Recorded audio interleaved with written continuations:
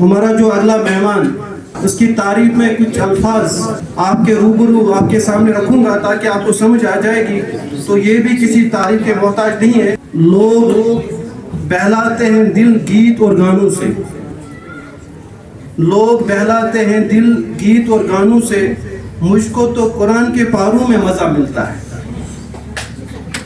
مسلمانوں نہ گھبراؤ خدا کی شان باقی ہے، مسلمانوں نہ گھبراؤ خدا کی شان باقی ہے، ابھی اسلام زندہ ہے ابھی قرآن باقی ہے۔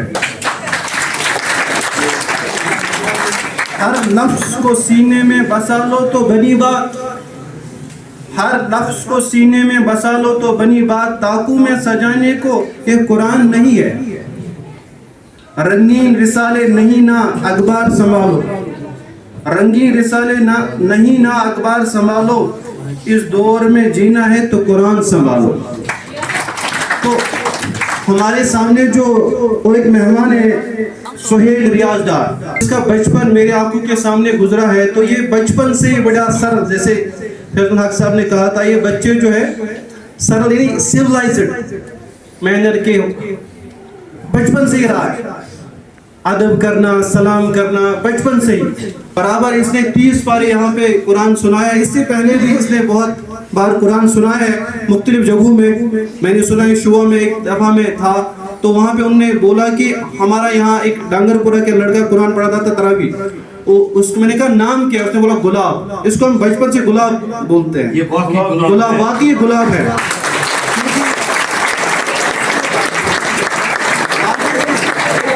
ایک مزے کی بات، ایک اللہ کا کرنا سناتا ہوں، اس کو بچپن سے گلاب گلاب بولتے ہیں، حالانکہ نام تھا اس کا سہیل ریاض، بچپن سے سارے بولتے ہیں گلاب، ہم بھی بولتے ہیں، واقعی یہ گلاب بن گیا جنت کا، واقعی۔ اور جناب رسول اکرم صلی اللہ علیہ وسلم نے کہا کہ ہر ایک انسان کا اس کو کیا ملے گا آخرت میں طے کیا گیا ہے۔ نماز گزار کو، جو روزے رکھتا ہے اس کو کیا ملے گا، حج کرنے والے کو، لیکن جو حافظ قرآن ہے یہ بولے گا کل قیامت میں مجھے کیا ہے اللہ، میرا کیا انہیں معاوضہ ہے۔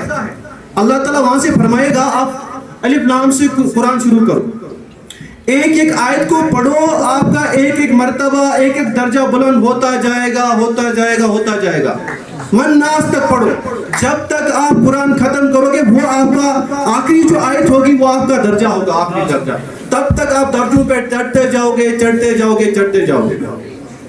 اور جناب رسول اکرم صلی اللہ علیہ وسلم نے کہا کہ اس کے ماں باپ کو ایک تاج پہنایا جائے گا، جس تاج کی روشنی جو ہے وہ آفتاب سے بھی زیادہ ہوگی، آفتاب سے بھی زیادہ اس تاج کی روشنی ہوگی جو اس کے ماں باپ کو پہنایا جائے گا۔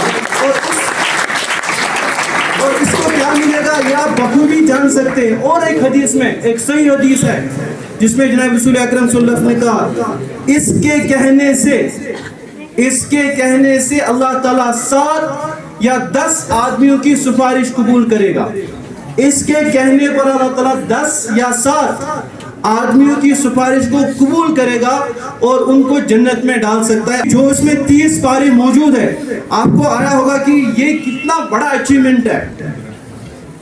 اللہ تعالیٰ ان گلابوں کو، گلابی ان کو چنتا ہے، اللہ تعالیٰ ان کو چنتا ہے جن کو اللہ تعالیٰ اپنا قرآن سینے میں محفوظ کرنے کی توفیق عطا فرماتا ہے۔ یعنی قرآن اللہ کا کلام ہے، یہ اللہ کا کلام ہے، اور اللہ کی کلام کو تمام کلاموں پر، تمام کتابوں پر ویسی فضیلت ہے اور جیسی اللہ تعالیٰ کو فضیلت ہے پورے مخلوق پہ۔ تو اب میں یہاں پہ مدعو کرنا چاہوں گا سہیل ریاض ڈار کو، وہ آپ کے سامنے آئے، اپنی کچھ باتیں اس سے سننا چاہیں گے کہ کہاں پہ اس نے حفظ کیا، یا کچھ سنانا چاہیں گے ہمیں، یا کچھ بولنا چاہیں گے تو ہم ضرور اس سے سننا چاہیں گے۔ چھوٹا سا بچہ ہے سہیل ریاض ڈار۔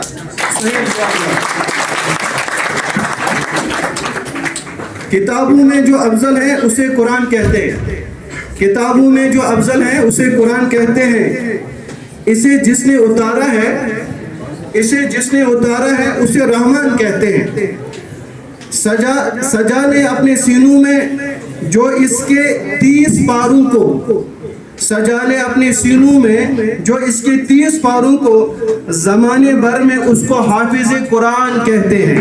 حافظ قرآن.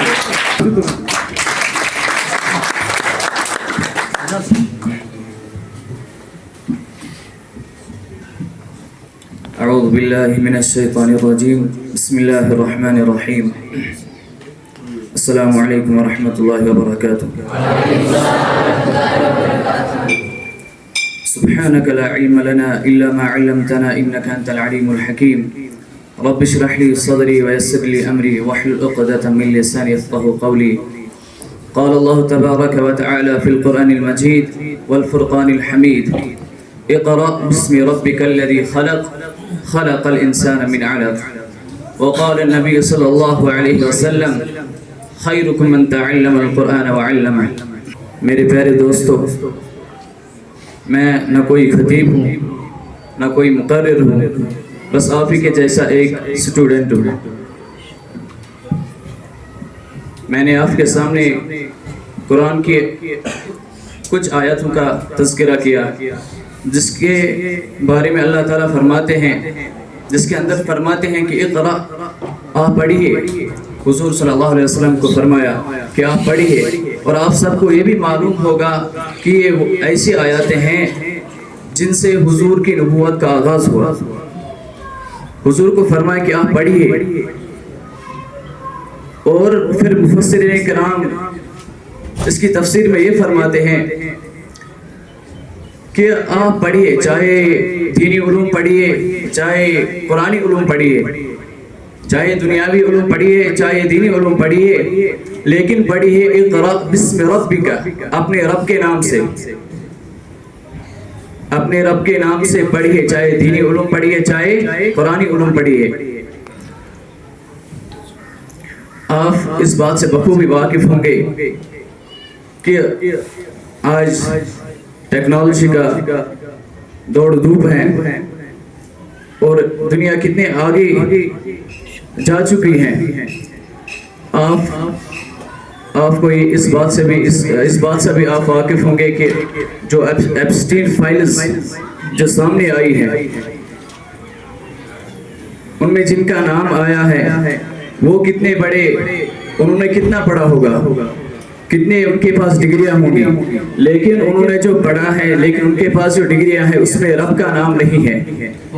جس میں رب کا نام نہیں ہوگا وہ جس علم میں رب کا نام نہیں ہوگا وہ علم پھر وبال کا سبب بنتا ہے.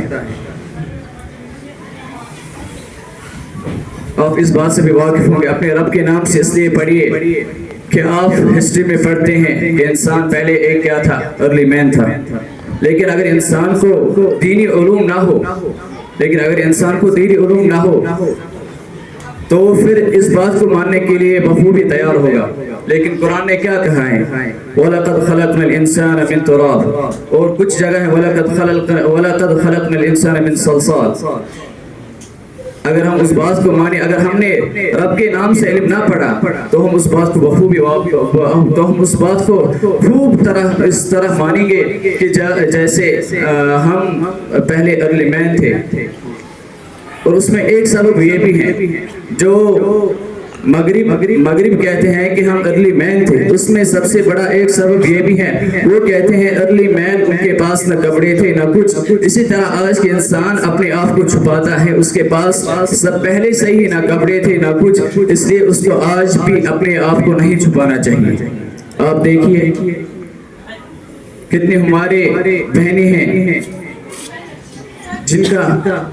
جن کی یہ سوچ بنائی گئی ہے کہ ہمارا جسم ہماری مرضی ہے، جو یہ پڑھتے ہیں لیکن اپنے رب کے نام سے نہیں پڑھتے.